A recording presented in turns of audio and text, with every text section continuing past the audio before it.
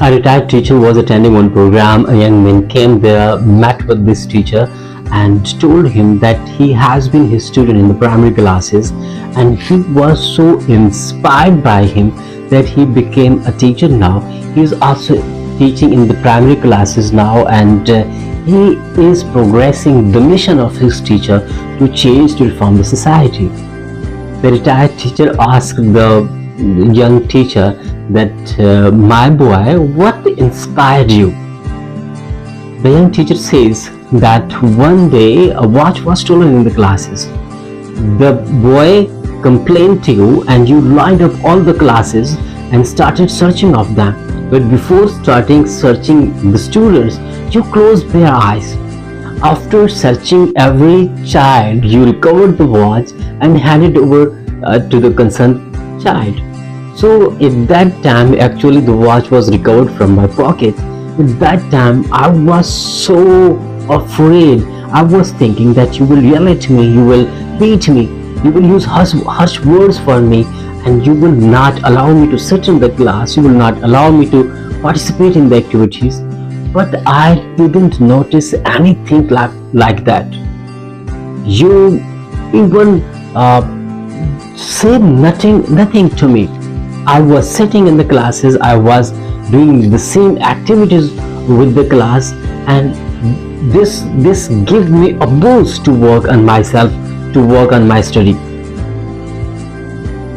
The young teacher says that, my child, at that time when I was searching all of you, my eyes were also closed. And I closed my eyes because I am a teacher. I was a teacher, and at that time I was thinking, if I knew the child, definitely this will affect my teaching. I would not be able to participate with him. I will not be able to work on the child with the same pace.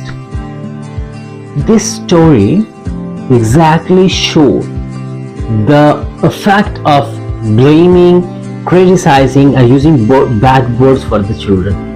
If we use bad words for our children, if we criticize them, if we blame them, the child does not focus on the actual problem. They focus on your words, they focus on your tone, and they focus on your behavior. This affect their self-esteem, and when the self-esteem is affected, they are not going to participate in any creative activities, and they are not going to be creative, and they are not going to be analytical. Because any child who is blamed at their home, any child who is not behave well in their home, definitely their self-esteem go down. The chances are that such children are not going to be nurtured toward in a positive way. So the parent must know that the child and the behavior, these are different things. If there is any bad behavior, your task is to correct this bad behavior. You are not going to change your child. You are not going to correct your child. Your task is to correct the behavior, and when you want to correct the behavior, use your good behavior, not your bad behavior. If you try to change or yell or blame your children, you will be engaged with the child, not with the bad behavior. So as a parent, as an elder, as a teacher, your task is to engage with the bad behavior, not the child. And when you engage yourself with this behavior, you will change this, and you will not be engaged with the child negatively, and your relationship will not be broken.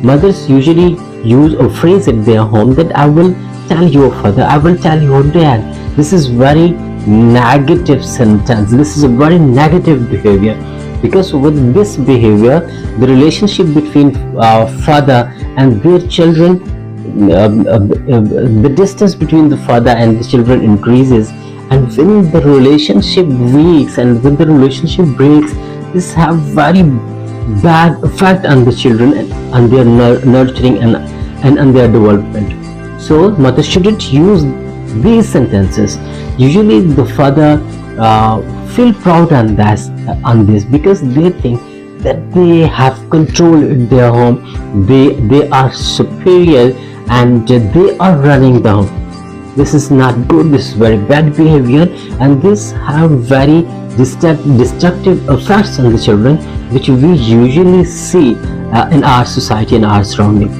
So there is a one activity. What you have to do is you have to write down the practices which you are using in inherited parenting. If you are using the inherited parenting, you have observed your parents, you have observed your elders, and you're using the same parenting approach to your children, then you have to write down all the practices which are very good, which are providing a positive nurturing environment to the children. Number one. The second is that you have to write down all the practices which you think that these are affecting the children negatively, and they are creating a negative nurturing development environment. And you have to write all the positive practices and the negative practices in the comment section. Thank you so much for watching.